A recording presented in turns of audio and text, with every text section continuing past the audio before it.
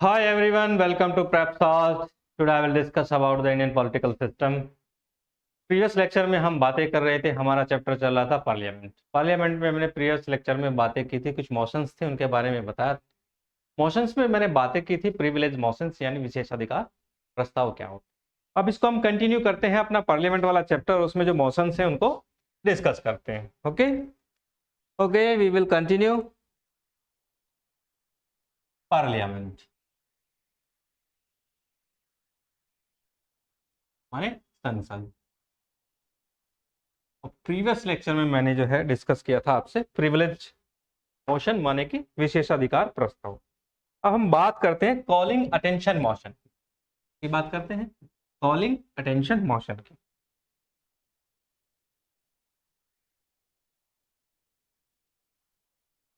Calling attention motion माने ध्यानाकर्षण प्रस्ताव।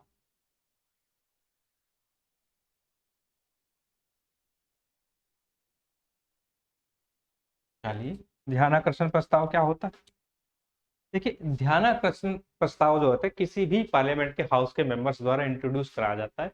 जितने भी आपके अर्जेंट पब्लिक इंपोर्टेंसी के जो मामले होते हैं उनमें जो है संसद का ध्यान आकर्षित किया जाता है, उसको क्या कहते हैं? ध्यानाकर्षण प्रस्ताव कहा जाता है। तो it's introduced by a member, और ये किसी भी मिनिस्टर, जो आप मंत्रालय में मिनिस्टर होता है, उसको ध्यान आकर्षित करने के लिए इसको इंट्रोड्यूस किया जाता है। It introduce a member, introduced by a member to calling attention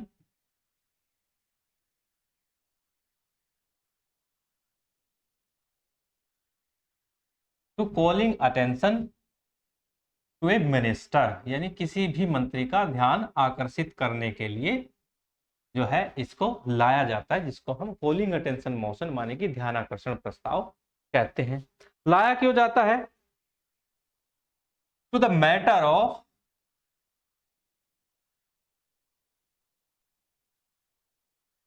urgent public importance, urgent public importance is called calling attention motion. Okay,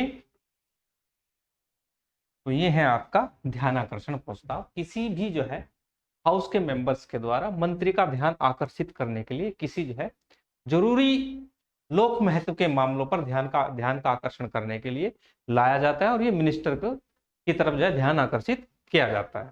ठीक है, चलिए उसके बाद आता है आपका सेकंड आता है, नेक्स्ट आता है sorry, adjournment motion. Adjournment motion, और एडजर्नमेंट मोशन को कहते हैं स्थगन प्रस्ताव, स्थगन प्रस्ताव। ठीक है, अब स्थगन प्रस्ताव क्या होता है?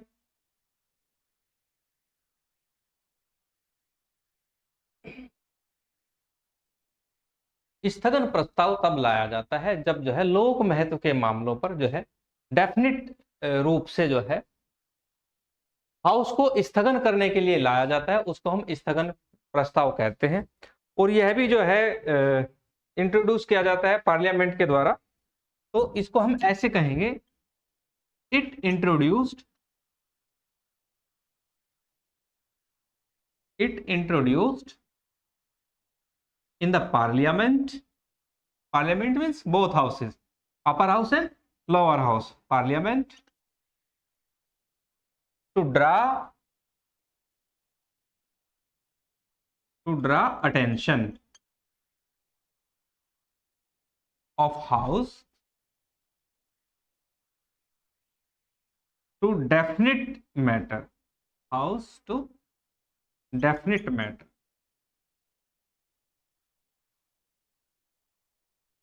to definite matter of urgent public importance, urgent public importance is called adjournment motion। Okay, तो ये क्या होगा आपका? Adjournment motion. अब ये जो एडजर्नमेंट मोशन है, ठीक है, इसमें आपको मिनिमम जो है 50 मेंबर्स की नीड होती है सपोर्ट की। तो ये लाइन भी लिख देते हैं, कितने की है, मिनिमम 50 मेंबर्स की नीड्स है। तो needs the support of 50 members, okay, needs the support of 50 members to be admitted, इधर लिख लेते हैं टू बी एडमिटेड, ओके। तो मिनिमम आपको कितना है, 50 सदस्यों का समर्थन एडमिट होना चाहिए आपका टू बी एडमिटेड। अब ये जो है आपका एडजर्नमेंट मोशन में राज्यसभा जो है ना एज ए सब्जेक्ट एक्ट नहीं होता है, यानी राज्यसभा में इसको परमिटेड नहीं किया जाता, तो Rajya Sabha is not permitted to make use this tolls.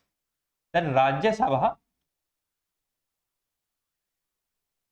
Rajya Sabha मानेगी आपका upper house, is not permitted, is not permitted make use of this tool, make use of this tool. तो राज्यसभा में इसको परमिटेड नहीं किया जाता है स्थगन प्रस्ताव, ठीक है। और ये कहां पे होता है, केवल आपका जो लोअर हाउस है वहां पे इसको लाया जाता है, ठीक है। तो इसके आगे हम बात करते हैं, नेक्स्ट आता है आपका नो कॉन्फिडेंस मोशन, माने कि अविश्वास प्रस्ताव, और ये था आपका एडजर्नमेंट मोशन, जिसको हम स्थगन प्रस्ताव कहते हैं, ठीक है। तो नेक्स्ट है आपका नो कॉन्फिडेंस मोशन। चलिए, नो कॉन्फिडेंस मोशन माने अविश्वास प्रस्ताव, जिसको हम कहते हैं अविश्वास प्रस्ताव। देखिए क्यों लाया जाता है विश्वास प्रस्ताव, देखिए जब भी क्या होता है, ऐसा महसूस होता है कि जो आपका मंत्री परिषद है उसने लोकसभा के प्रति अपनी जवाबदेही या अपना विश्वास खो दिया है, तब आपका जो है नो कॉन्फिडेंस मोशन लाया जाता है। बिकॉज आर्टिकल आपका जो 74 है, यानी according to the article 74, article 74 कहता है कि Lok Sabha is responsible, sorry, ministry is responsible for the Lok Sabha या अकाउंटेबल फॉर द लोकसभा, यानी जो मंत्री परिषद है, मिनिस्टर ऑफ काउंसिल है, वो क्या है, लोकसभा के प्रति जवाबदेह है या सामूहिक रूप से उत्तरदायी है। तो हम इसमें लिखेंगे according to the article 75, according to the article 75, according to the article 75, यानी आर्टिकल 75 के अनुसार Lok Sabha can remove, Lok Sabha can remove, can remove the ministry from office, ठीक है, द मिनिस्ट्री फ्रॉम ऑफिस, ठीक है, ministry from office by passing a,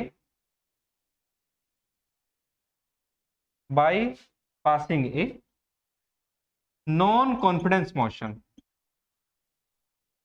non confidence motion, non confidence motion, ठीक है। तो ये है, इसको क्या करते हैं कि लोकसभा में लाया जाता है, केवल लोकसभा में ही आपका नो कॉन्फिडेंस मोशन आ सकता है, क्योंकि जो गवर्नमेंट फॉर्म होती है वो लोकसभा से ही, लोकसभा के सदस्यों द्वारा ही होती है। तो इसमें भी एक नीड होती है, तो मिनिमम 50 मेंबर्स की रिक्वायरमेंट लोकसभा में होनी चाहिए। प्रपोजल 50 मेंबर्स रख सकते हैं नो कॉन्फिडेंस मोशन का। तो इसमें हम लिख लेते हैं the motion needs the support of, the motion needs the support of minimum 50 members, spirit of 50 members to be admitted, okay, minimum 50 members to be admitted. So that is no confidence motion according to the article 75. Lok Sabha can remove the ministry from the office, ठीक है, minimum needs to the 50 members to be admitted in the Lok Sabha. Next we will discuss about the censure motion, माने निंदा प्रस्ताव।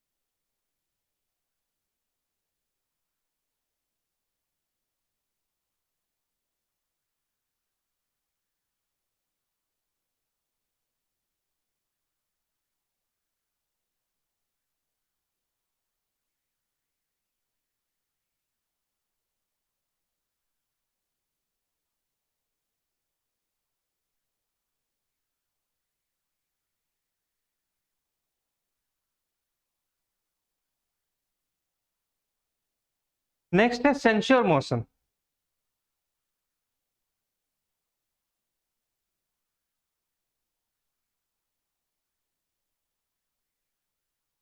माने निंदा प्रस्ताव।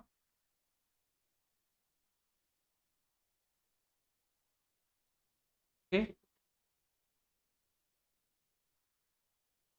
अब आपका सेंश्योर मोशन होता क्या है, देखिए जो निंदा प्रस्ताव होता है वो किसी भी प्राइवेट मेंबर्स के द्वारा, any member of the house, वो क्या करता है कि किसी भी मिनिस्टर, ठीक है, group of minister and entire council of minister, यानी तीनों के जो है अगेंस्ट आपका सेंश्योर मोशन लाया जा सकता है। तो इसको हम ऐसे लिख देते हैं, the censure motion introduced by the, it can be moved, it can be moved, it can be moved against an individual,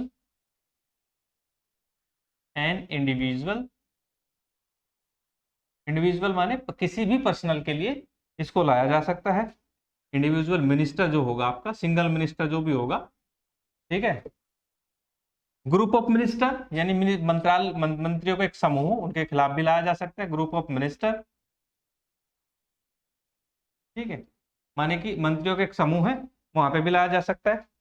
और एंटायर काउंसिल ऑफ मिनिस्टर, और एंटायर काउंसिल ऑफ मिनिस्टर, यानी पूरा जो मंत्री परिषद होता है उसके अगेंस्ट भी लाया जा सकता है, ठीक है, मिनिस्टर। तो ये क्या होता है, ये आपका निंदा प्रस्ताव होता है।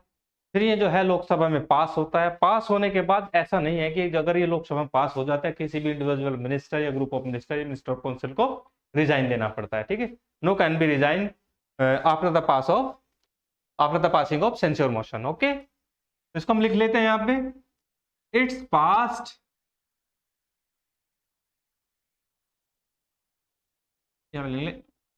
when it's passed in the Lok Sabha, जब ये लोकसभा में क्या हो जाता है, पास हो जाता है, ठीक है, तो the council of minister, council of minister, ministers needs not to, कोई आवश्यकता नहीं है, needs not resign from the office, उनको कोई जो है रिजाइन देने की आवश्यकता नहीं है, रिजाइन फ्रॉम ऑफिस। तो ये क्या है आपका, ये है आपका सेंश्योर मोशन, माने कि निंदा प्रस्ताव। निंदा प्रस्ताव में मात्र निंदा करना होता है, क्रिटिसाइज करना होता है, और वो पास हो जाता है जब भी मिनिस्टर या मिनिस्टर ऑफ काउंसिल ऐसा कोई कृत्य हो जाता है जो पब्लिक महत्व के लिए ओपोजिशन को लगता है कि ऐसा नहीं होना चाहिए। फिर उसके बाद आता है मोशन ऑफ थैंक्स, इधर ले लेते हैं, मोशन ऑफ थैंक्स इधर ही ले लेते हैं।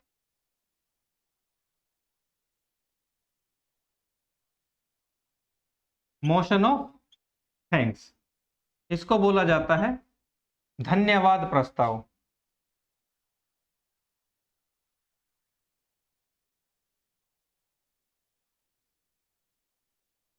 क्या होता है धन्यवाद प्रस्ताव, ठीक है, धन्यवाद प्रस्ताव को समझने के लिए क्या होता है, जब भी आफ्टर द जनरल इलेक्शन यानी आम चुनाव के बाद जो गवर्नमेंट की जब फर्स्ट मीटिंग होती है, फर्स्ट सेशन होता है, फर्स्ट सेशन में क्या होता है कि प्रेसिडेंट जो होता है, because president was the head, sorry is the head of the state, वो साथ साथ स्टेट का मुखिया होने के साथ साथ सरकार का भी मुखिया होता है, इसलिए राष्ट्रपति की जो है ना फर्स्ट जो है पहली टाइम जो है सेशन को एड्रेस करता है और उसमें जो है ना गवर्नमेंट की पॉलिसीज के बारे में बताता है। उसके बाद हाउस में उस पर डिस्कशन होता है, डिस्कशन होने के बाद में फिर जो है प्रेसिडेंट को एक मोशन दिया जाता है जिसको मोशन ऑफ थैंक्स कहते हैं, उसको हम धन्यवाद प्रस्ताव कहते होते हैं, इस प्रक्रिया को धन्यवाद प्रस्ताव बोला जाता है।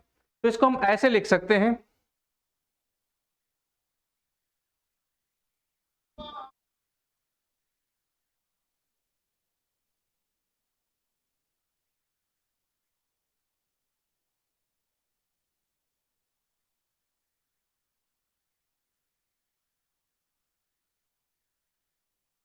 तो इसको हम ऐसे लिख सकते हैं, जो आपका मोशन ऑफ थैंक्स होता है जिसको हम धन्यवाद प्रस्ताव कहते हैं,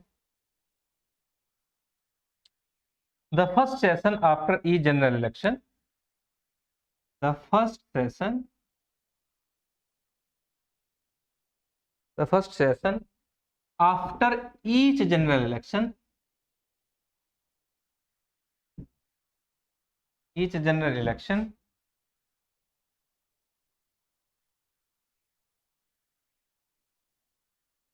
the president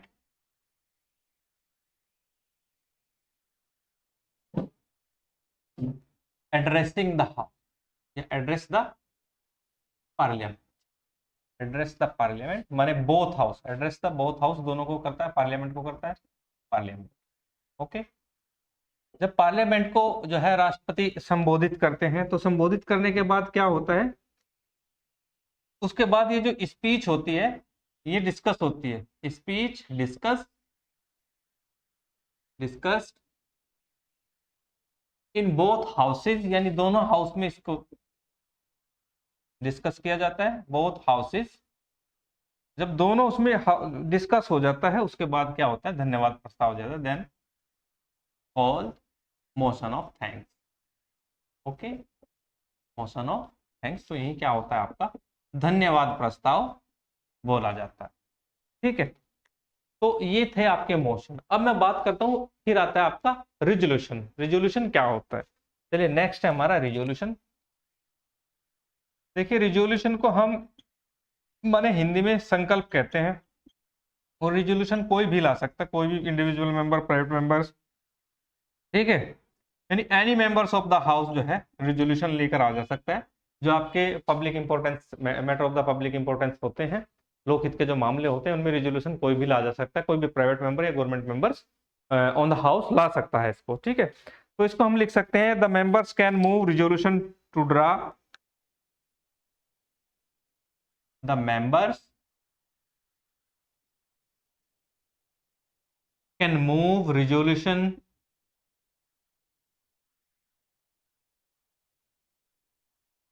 to draw the attention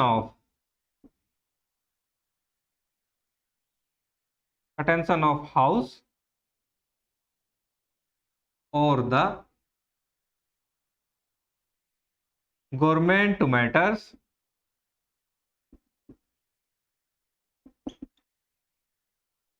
of general public interest, जो मैंने बताया था जनरल पब्लिक इंटरेस्ट, साधारण जो लोक मामले होते हैं उनमें रिजोल्यूशन लाया जा सकता है, पब्लिक इंटरेस्ट, और कोई भी मेंबर इसको ला सकता है। ठीक है, तो ये होता है आपका रिजोल्यूशन। ठीक है, आगे बढ़ते हैं। आगे हम बात करते हैं जो आपकी लेजिस्लेटिव प्रोसीडिंग होती है पार्लियामेंट की। ठीक है, उसके बारे में हम बात कर लेते हैं कि लेजिस्लेटिव प्रोसीडिंग क्या होती है पार्लियामेंट की।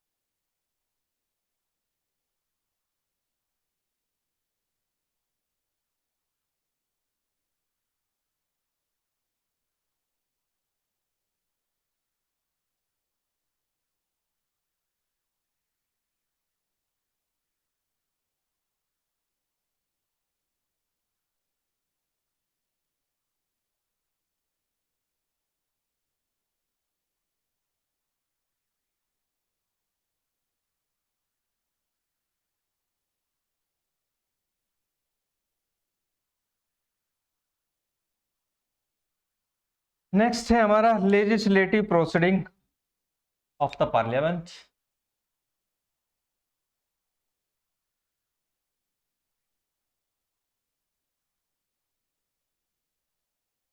प्रोसीडिंग्स ऑफ पार्लियामेंट यानी संसद की जो विधायी प्रक्रिया होती है वो क्या होती है।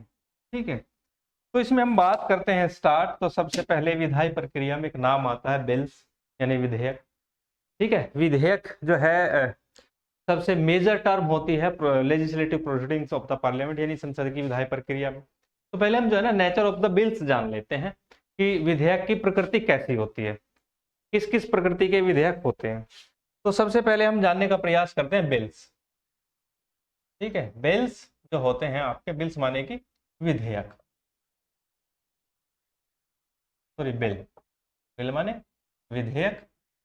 अब जो ये विधेयक हैं इसकी अगर नेचर की बात करें, टू टाइप्स ऑफ नेचर होते हैं। यहाँ पे हम बात नेचर की कर रहे हैं, प्रकृति की। ठीक है। अब पहला होता है आपका पब्लिक बिल। क्या होता है आपका? Public bill. ठीक है। और दूसरा होता है आपका प्राइवेट बिल। ठीक है। दूसरा क्या होता है? Private bill. यहाँ पे मैं नोट टाइप ऑफ बिल, यानी बिल के प्रकार की बातें नहीं कर रहा हूँ, कितने प्रकार के बिल होते हैं, मैं बात कर रहा हूँ कि नेचर ऑफ द बिल। ठीक है। अब हम इसको समझेंगे पब्लिक बिल और प्राइवेट बिल क्या होते हैं। चलिए, तो जो पब्लिक बिल होते हैं आपके, तो इसको जो है ना, किसी भी जो पब्लिक बिल होता है ये किसी भी मेंबर द्वारा, सॉरी मिनिस्टर द्वारा इंट्रोड्यूस किया जा सकता है। तो इसको हम लिख देते हैं, it's introduced by A minister. यानी इसको किसी भी मंत्री द्वारा जो है इंट्रोड्यूस, यानी लाया जा सकता है। ठीक है। लेकिन जो आपका प्राइवेट बिल है ये जरूरी नहीं कि किसी मिनिस्टर द्वारा आए, वो किसी भी मेंबर, 12 जो भी हाउस का जो मेंबर्स है उसके द्वारा लाया जा सकता है। तो it introduce by any member, it's introduced by any member.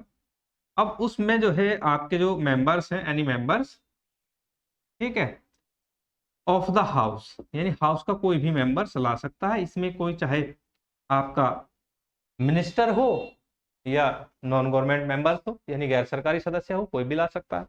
इसको केवल जो है पब्लिक जो बिल्स होते हैं उनको केवल मिनिस्टर ला सकता है और प्राइवेट बिल्स को कोई भी ला सकता है। ठीक है। चलिए, इसकी अगर हम बात करें, ये क्या है कि मिनिस्टर जो है अपनी गवर्नमेंट की पॉलिसीज को रिफ्लेक्ट करता है। तो इसको हम लिख देंगे, it reflects the policies of, दूसरा पॉइंट अगर इसमें हम जाने, the policies of the ruling party, जो पार्टी रूल में होती है, या सरकार कहें, रूलिंग पार्टी या गवर्नमेंट कहें। ठीक है, दोनों ही हम कह सकते हैं। लेकिन ये जो होता है ये किसी सरकार की पॉलिसी को रिफ्लेक्ट नहीं करता, ये ओपोजिशन को रिफ्लेक्ट करता है। तो इट रिफ्लेक्ट्स,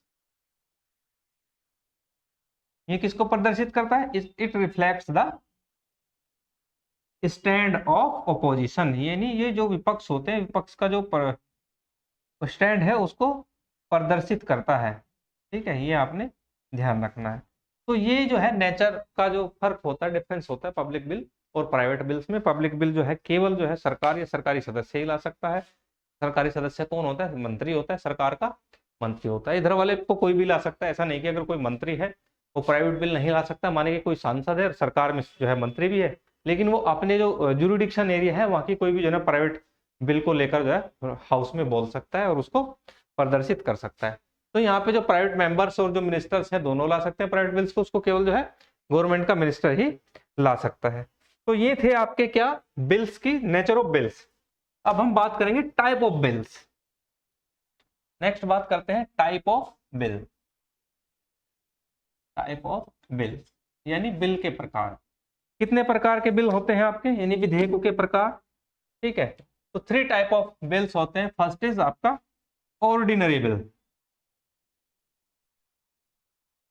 ऑर्डिनरी बिल जिसको हम क्या कहते हैं? साधारण विधेयक, इन हिंदी से साधारण विधेयक। ठीक है।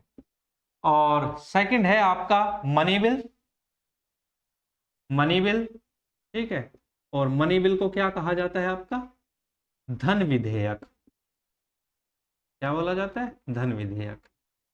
और जो थर्ड जो आता है आपका, उसको मैं यहां ले लेता हूं। थर्ड है आपका फाइनेंस बिल। जो फाइनेंस बिल होता है, फाइनेंस बिल को क्या कहा जाता है? फाइनेंस बिल को कहा जाता है वित्त विधेयक। तो 3 टाइप ऑफ बिल होते हैं आपके। अब हम तीनों पर जो है अलग अलग चर्चा करेंगे क्या होते हैं। ठीक है। तो चलिए स्टार्ट करते हैं। अब जो बिल्स हैं हमारे, ordinary bills and money bills and finance bill, ये होते क्या हैं? तो चलिए,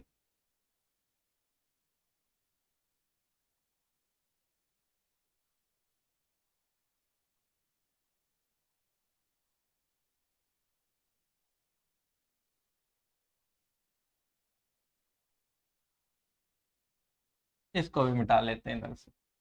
तो टाइप ऑफ बिल में मैंने 3 टाइप ऑफ बिल बताए हैं, ठीक है।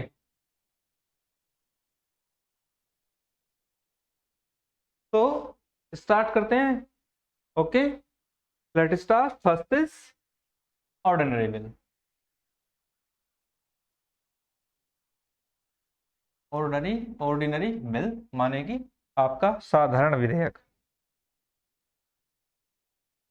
देखिए, साधारण विधेयक वो विधेयक होते हैं जिनका संबंध जो है फाइनेंस से नहीं होता है, सीधी बात ये है। यानी फाइनेंशियल जो स्टेटमेंट होती है, फाइनेंशियल स्टेटमेंट के रीजन में लाया गया जो बिल होता है वो आपका साधारण बिल नहीं होता। उससे इतर जितने भी बिल होते हैं वो आपके क्या होते हैं, ऑर्डिनरी बिल होते हैं। तो इसको हम ऐसे लिख सकते हैं, ordinary bill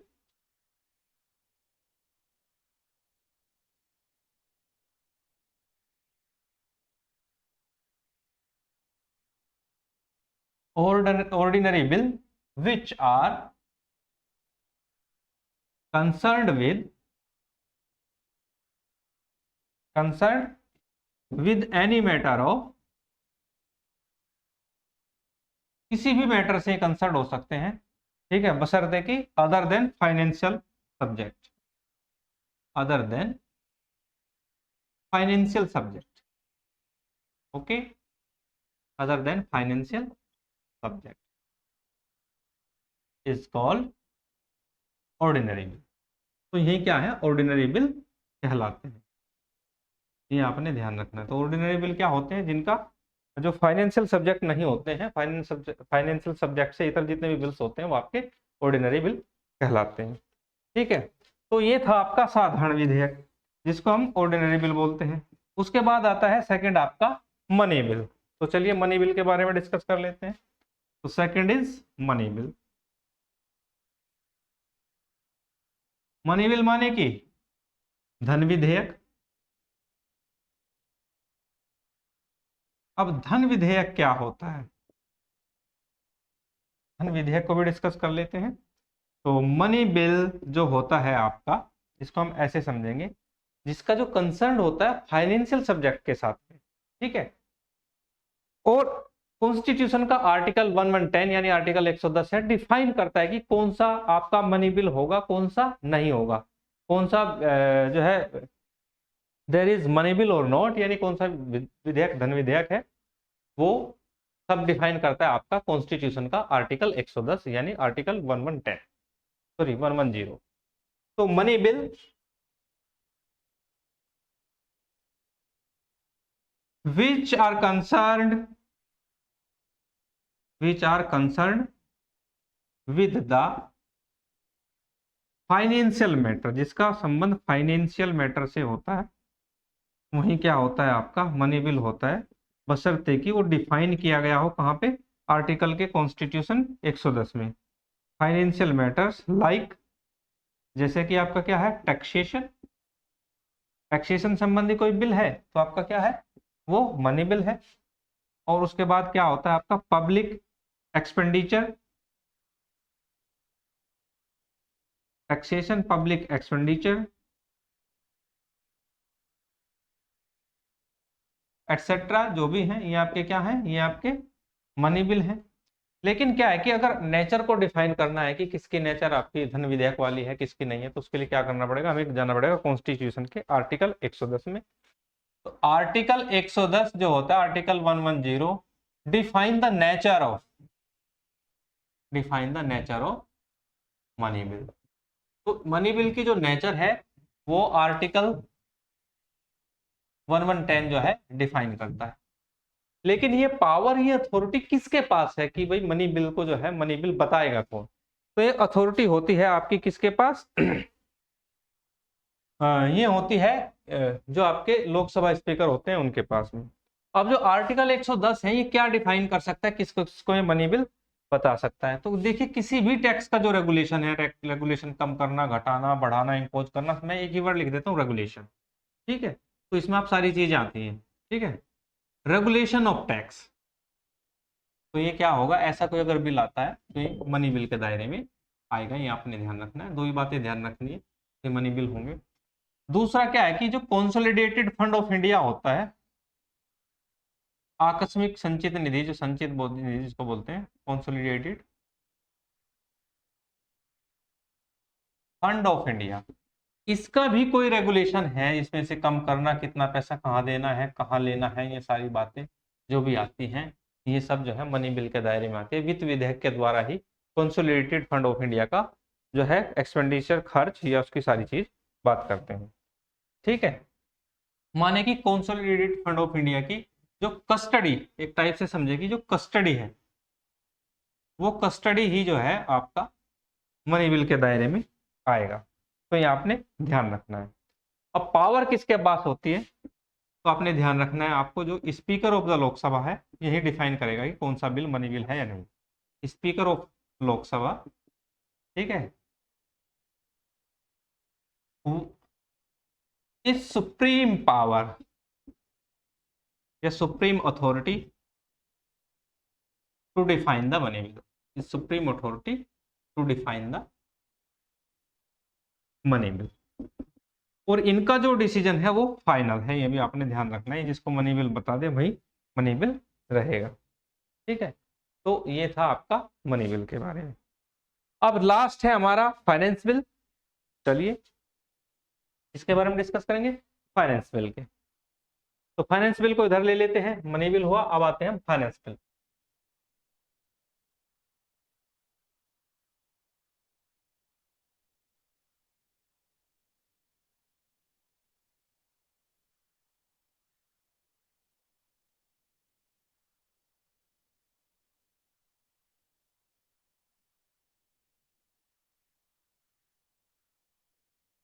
Okay, we will discuss about the finance bill. Third is finance bill. Finance bill माने वित्त विधेयक। देखिए सब्जेक्ट तो ये भी जो है फाइनेंस का ही होता है, लेकिन इसकी जो नेचर है थोड़ी मनी बिल से अलग होती है। Every money bill not a finance bill, ठीक है, but every finance bill is a money bill. तो ये आपने ध्यान रखना है। तो अगर हम बात करें फाइनेंस बिल की, तो finance bill which are also concerned with finance subject, financial subject. So finance bill which are also concerned with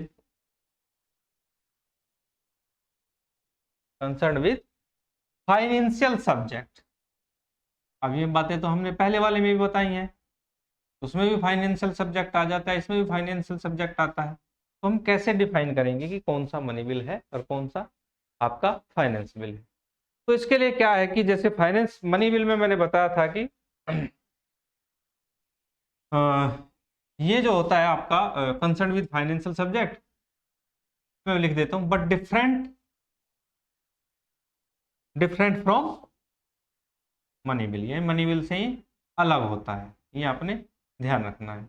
लेकिन इसको हम डिफाइन कैसे करेंगे कि ये जो है मनी बिल है नहीं है। तो इसके लिए कॉन्स्टिट्यूशन में जो है आपका आर्टिकल 117 यानी आर्टिकल 117 दिया गया है, और ये क्या करता है, आर्टिकल 117 डिफाइन द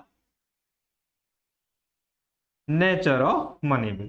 तो यही आपका डिफाइन करता है, define the nature of money bill. ठीक है, तो मनी बिल जो है टू टाइप्स के होते हैं। कौन कौन से होते हैं, एक होता है आपका फाइनेंस बिल, मैं मनी बिल कह रहा हूँ, फाइनेंस बिल। ठीक है, अब जो फाइनेंस बिल है टू टाइप के होते हैं, एक होता है फाइनेंस बिल फर्स्ट, एक सेकंड, फाइनेंस बिल फर्स्ट, और एक होता है फाइनेंस बिल सेकंड। ठीक है, अब जो फाइनेंस बिल फर्स्ट है, ये जो है आर्टिकल 117 का जो भाग 1 होता है, ठीक है, आर्टिकल 117 क्लोज 1, इसमें डिफाइन होता है फाइनेंस बिल फर्स्ट। और सेकंड की अगर हम बात करें तो आर्टिकल 117 क्लोज 3, ये डिफाइन किसको करता है, ये डिफाइन करता है आपका फाइनेंस बिल सेकंड को। तो ये मैंने बिल के नेचर और टाइप ऑफ बिल्स ये मैंने आपको बता दिए हैं। आज के लेक्चर में इतना ही, नेक्स्ट लेक्चर में हम आगे पार्लियामेंट को कंटिन्यू करेंगे। Okay, thank you.